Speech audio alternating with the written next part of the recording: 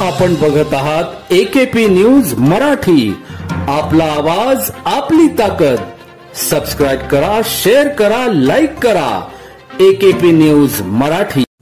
नाशिक गुन्हे शाखा युनिट क्रमांक 1 चे पोलीस अंमलदार मुख्तार शेख यांना मिळालेल्या गोपनीय माहितीच्या आधारे हातात कोयता घेऊन दहशत माजविणारा इसम असलम लतीफ शेख वय 20 राहणार फकीरवाडी भद्रकाली यास गुमशा बाबा दर्गा परिसरातून नाशिक गुन्हे शाखा युनिट क्रमांक 1 च्या पोलीस अंमलदारांनी जेरबंद केले। 1000 रुपये किमतीचा लोखंडी धातूचा कोयता हस्तगत करण्यात आला।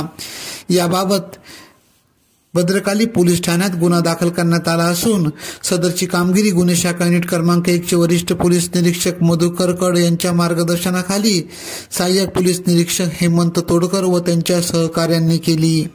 एकेपी न्यूज साठी ब्युरो चीफ अनवर खान पठाण, नाशिक।